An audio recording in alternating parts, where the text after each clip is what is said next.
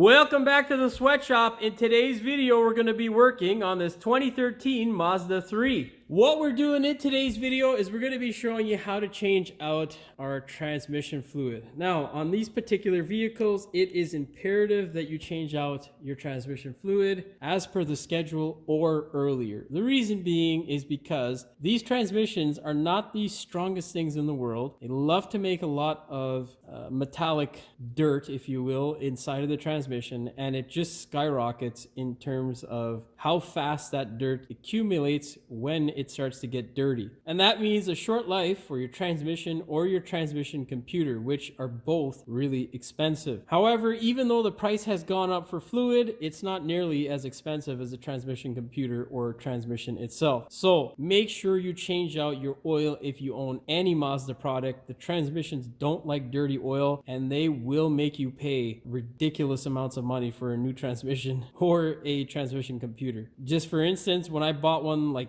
4 or 5 years ago, I think the thing was worth like $700 or $800. It's probably 10 times that amount now with all these chip shortages and the rest of that crap. So I think there are guys who can repair them. I'm not sure of any in my area, and honestly, I wouldn't risk it. Speaking of risking it, same thing with the fluid. There are a number of types of different fluid for Mazda transmissions over the years. This particular Mazda is actually a Ford, and it's not worth the risk of getting something cheap off the shelf at, say, a Part Source or just, Canadian Tire or whatever. Just buy it from the dealership. These guys are $14.37 for a quart, which I don't understand why we use quarts in Canada, because, well, we're supposed to be liters. Yeah, so make sure you get an appropriate amount of fluid. I believe that it was recommended that I get 4. I got 5 just in case, because the last thing I want to do is run out of fluid, and I'm going to let this guy drain for a bit before I go ahead and dump the fluid in, because this thing, as you'll see, is disgustingly black. In terms of fluid, how do you know when to change it? Well, if it's red, bright red, you're good. You don't need to change it. If it looks kind of pink, it's contaminated with water usually and all sorts of other residue, get rid of it. If it's black, like in this situation, you might be wiping tears from your cheeks, because this is not a guarantee as to whether it will fix the car, but really you got no choice because it's only going to get worse. Nonetheless, hopefully I got all I wanted in there, and I'll see when I edit it. In case you're wondering, for this 2013, it is a 2-liter with a automatic transmission. It is a non-Sky Active, and the fluid that they gave me is this M5 stuff. So yeah, just make sure you get the correct stuff as per your VIN, because these are the years when they were going over to the Sky Active engine, and pretty sure that has a different transmission. Nonetheless, that's enough rambling for me. Let's go ahead and put this hood up so we can show you where the dipstick is. Of course, before we do that, do me a big favor. Hit that subscribe button as well as the notification bell so you never miss one of my new videos. All right, let's get to it. In the abyss of the engine bay, you're going to see the engine, you're going to see the battery, that guy over there. This ugly slender looking thing is your computer, and right beside it is this orange sort of red looking nubbin. This guy here, that is your transmission stick. Can't see it because of all the dirty crap on it, but it actually does say ATF. Now looky here. Does that remotely look brown or pink? Actually, with the light shining on it, it does kind of look a little bit brown, but when you look at it without the light, it is black. Just to give you a nice instance there, you can see that's a nice pink cloth there.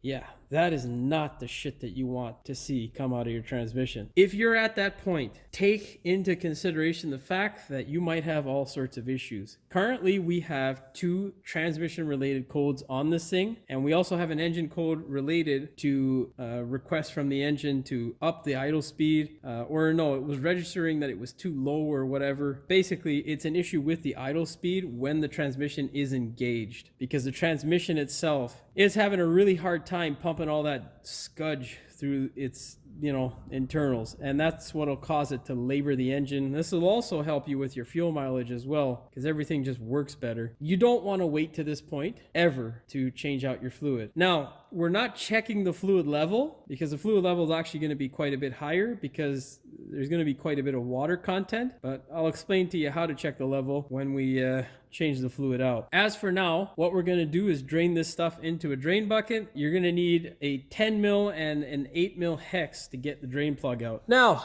if your Mazda still has this under tray, you want to keep it. It actually does a lot to keep the underside of this thing looking fresh and not, basically destroyed by dirt and grime, especially up here in Canada. We get a lot of road salt and crap that eats away your engine. So good idea to keep it. But most people who have serviced these cars don't actually do their job properly, and it's really annoying to deal with. What I'm talking about is these bolts here. They never see anti-seize ever. So I've had the under tray off because I changed the serpentine belt and did a few other things on the car. This is what your bolt should look like before you put it in. I've gone ahead now and fixed everything. I've tapped it and all the rest of that and used the dye on the bolts to clean them up. So make sure you do the same. In case you're wondering, the die size is M6 by 1 thread pitch. In case you're wondering how to take it off, there are 3 bolts up in the front here and then 2 on either side around this area. I'll show you what the 2 look like, and then there is 2 clips on either side as well. Make sure you grab those out with a clip remover or a flat screwdriver, and then on the sides here, spray them with WD-40 if they don't look like they've ever been anti-seized, because they will break and damage your cover, which would render it useless. Get yourself a 10 mil.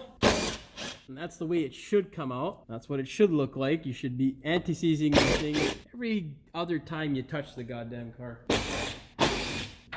Also, you can do this in the driveway. Preferably though, you want to have the thing up on jack stands and have the car level if you're going to attempt this job. You don't want to put in too much or too little fluid, and you'll also need a scan tool so you can monitor the temperature. However, it's not the most integral thing to this type of tranny setup. You can do it without a scan tool as well.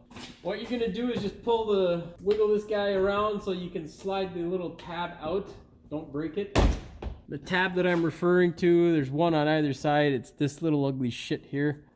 Just like so, and then you're just gonna pull the whole thing back, and that should be the end of that.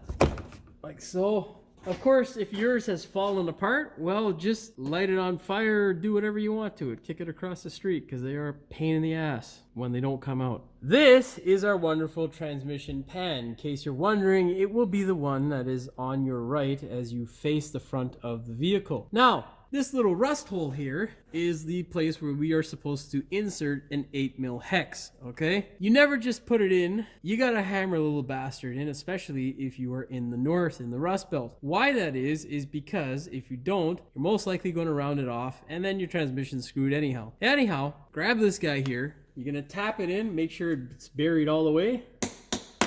You're gonna pull it back out. Scrape the shit out of there with a flat screwdriver and then hammer it back in. I've already done that, so now I can go ahead and crank on this thing and pray to God it comes out. Also, don't be like Jimmy. I forgot to order the washer with our goddamn fluid. So, I'll be reusing it today.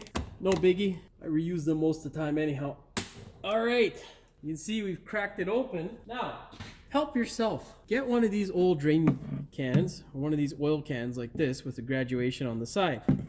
That way you can see how much oil is in this goddamn container. That way you know how much to potentially replenish your transmission. Get a funnel, of course, because no one wants that shit on them. And now we can see what color this fluid is going to be when we begin draining it out. I can guarantee you it's not going to be red or pink. Oh my God, look at that shit, dude. Yeah, that shit is black, all right?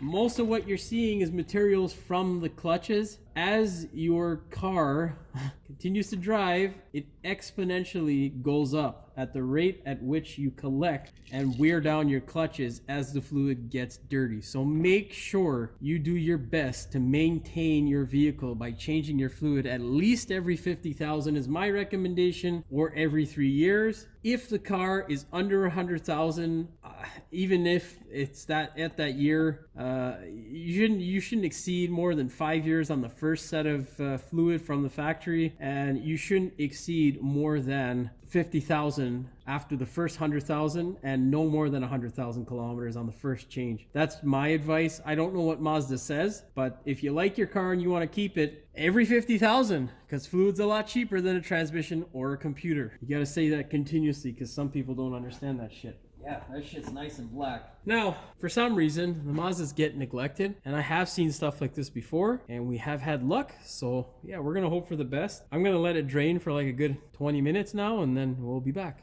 Now, I'm pretty sure there is an internal filter on this transmission. I have never changed one, and I wouldn't recommend that you waste your time or money changing one. If your fluid is this color, the best course of action, in my opinion, is to do repetitive drain and fills, because oil or transmission oil is a great detergent. It has a lot of detergent additives in it, and it will really help with cleaning up the transmission itself. However, you don't want to waste any more money and time and labor with a filter replacement if the transmission starts to act good or better and you don't have any more DTCs come back and things are looking on the bright side. Well, then you can go ahead and invest in a filter. That's my opinion, though. Of course, you can do as you please at home. Just make sure, don't blame anybody else for your decision, sort of thing, make your own decisions. And yeah, I wish you the best of luck, man. It sucks, but yeah, I'm kind of hopeful this thing will be all right. We'll pray to God.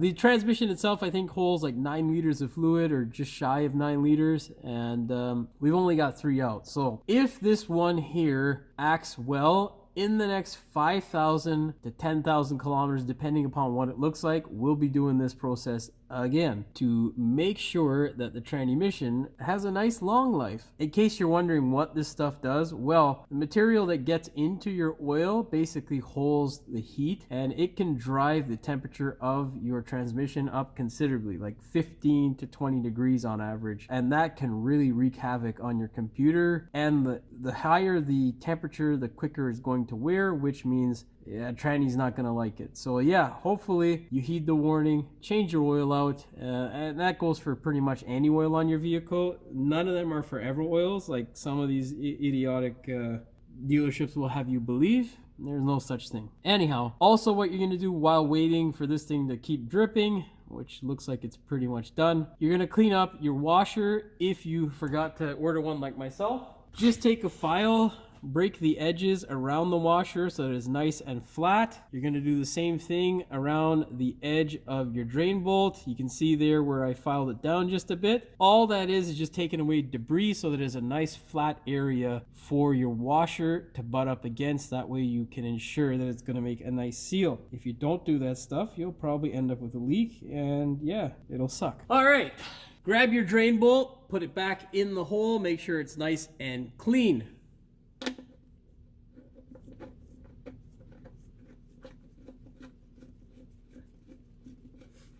Snug it up by hand. Grab your torque wrench, set it to 26 foot-pounds or 35 newton meters. Now, there is a range that is about the middle of the range, so you can go a bit tighter. Of course, look up the proper torque spec for your particular model.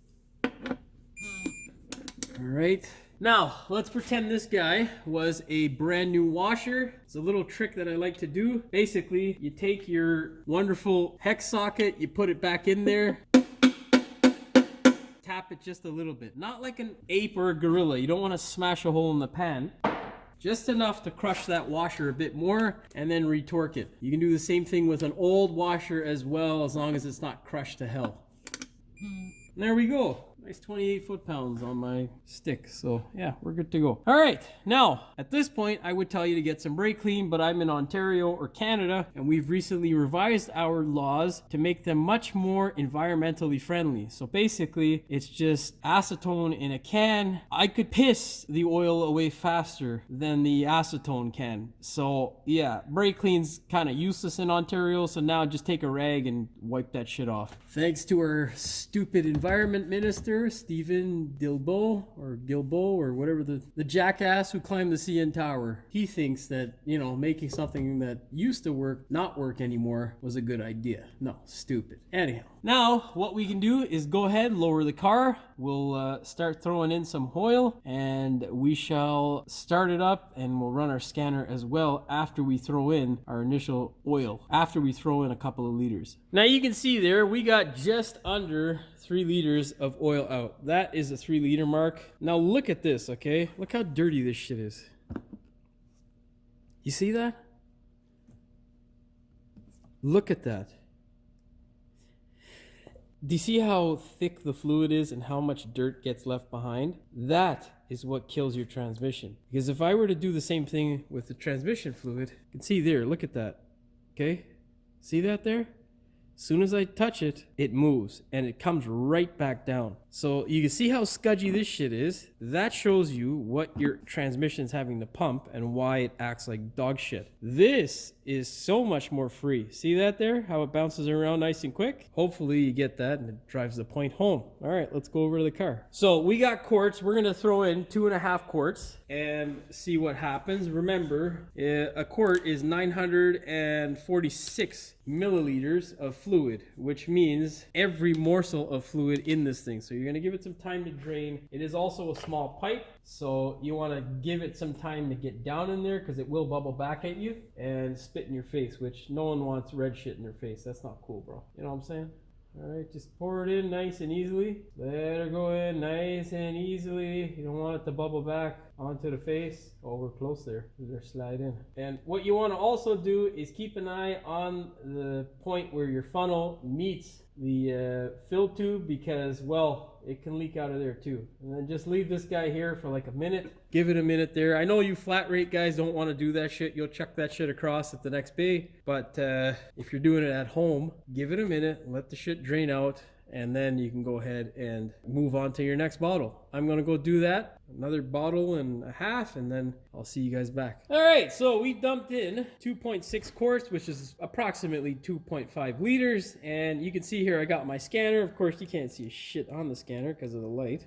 Basically, you got engine temperature and transmission temperature. We want to check the fluid at 60 degrees. Why at 60 degrees? Because I'm going to jam more clean fluid into this thing, and hopefully that will help with, you know, helping this guy not lose his transmission. So what we're going to do now with your scan tool connected, we're going to start it up. Now, you can use one of those infrared guns. You can touch the thing and you'll know that it's getting close to 65 degrees. Not the best way. Obviously, the best way is to use a scan tool, but you can do it, and I've done it without the scanner in the past. Not a big deal. All right, let's fire it up.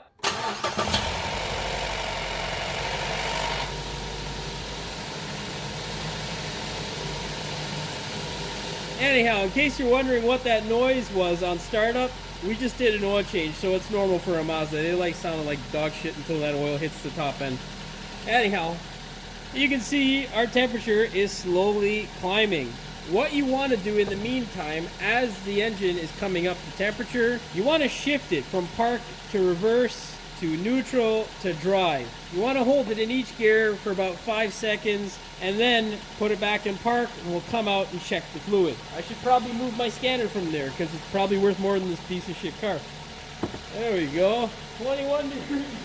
Now already I can tell that it's a lot less labor than how it was when I initially put it into drive, so that's a good sign. Dump this guy in there and see what the fluid looks like. We're not even on the stick, so we're gonna add the rest of that, well, let's give it some time to heat up. We're at 25 degrees. I'll see you back when it's about 55. All right, so we're at 50 degrees. We have dropped in all 3 quarts, so we're gonna end up putting in some more. I've run it through its selector from park to drive. So yeah, it sucked all the fluid down. We're just at the tip of the dipstick. So we're gonna get to about 55, 60, and well, 60 will be the cutoff. That's where I'm going to fill it up. I don't want it to get any hotter than that. So yeah.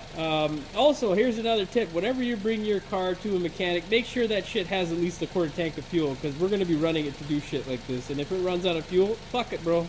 That's it. You're fucked! Yeah, the customer's right here. Don't worry. All right, so this is what it looks like right now. Okay, you can see there, it's kind of red. Light pink red, so it's doing its work relatively quick. Once we take this thing for a drive, it's gonna get nice and black, and you know, we'll be back here again doing this probably in the next couple of weeks. I don't even know if we're gonna wait another 5,000. Depends on how black it is, but we'll see. We want to give it at least 100 kilometers because that'll help the fluid work in, and it'll basically clean the place out a bit in the transmission housing, and it makes it much better. Okay, we're at 52.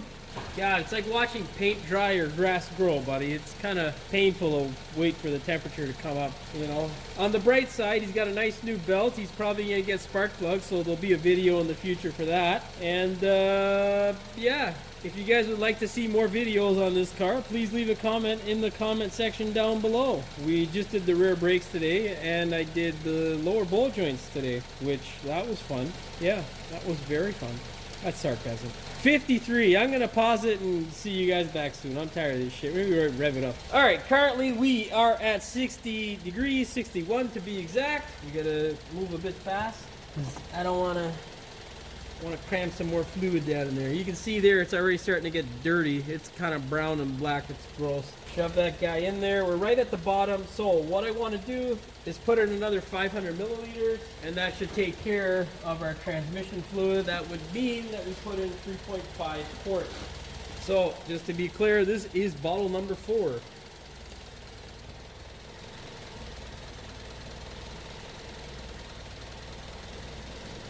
Just a little bit more. We got approximately another 500 milliliters in there. So that's about 3.5 liters and about 3.7 quarts, okay? Now I'm gonna run it through the gears and then we'll check the fluid.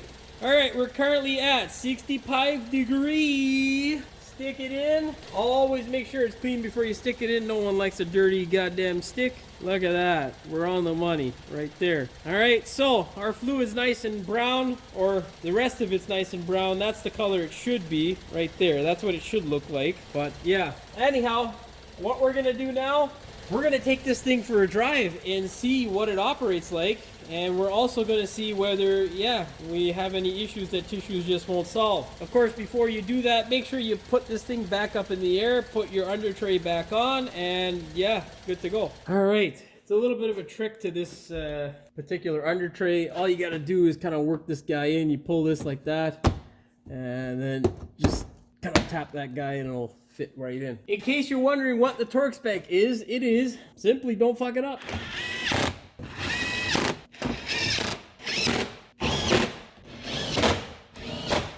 In case you were wondering, this is where that stupid clip goes, right on the front corner on either side. A real pleasure to get in and out.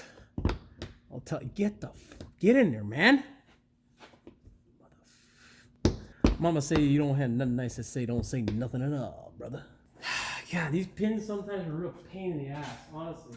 The best way to put them in, if you can, is to separate the stud portion from this clip portion that goes in. But these things are fucking, they're seized up with dirt. So yeah, it's a royal pain in the ass sometimes. Anyhow, yeah, I'm gonna go do the other side. You're gonna hear a lot more swearing, so I'm just gonna stop the video. What I forgot to tell you in my last clip is before you put that stupid under tray on, make sure you check to ensure that you do not have any leaks coming from your transmission pan, especially if you had to reuse the washer. Luckily for me, there were no leaks, so yeah, I'm a happy camper. That being said, all you gotta do now is take it for a test drive and make sure you haven't screwed the thing up. Just remember, you just put fluid in it, and the fluid that came out was black like a tire, or black like the car, I should say, which is terrible. So you want to gently drive the thing and make sure that it does not destroy your life by blowing up on the side of the road because you drove it like an asshole. Take your time, drive it gently, and make sure it goes through the gears nice and smooth. If you feel some hiccups, not the best thing in the world to feel, but possibly not the end of the world. Of course, if your fluid looks like this, it could potentially be. So be prepared for that. Another good thing to do, take a scan tool so you can see if there are any codes that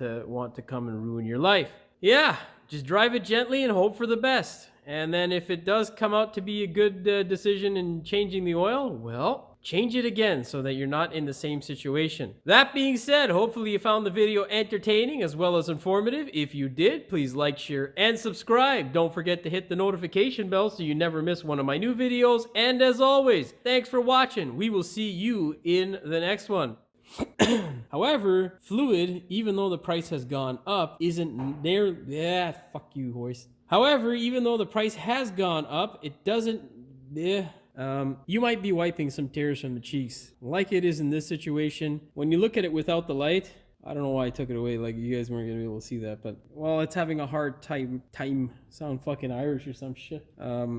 Most people who have ever serviced, that didn't make any fucking sense.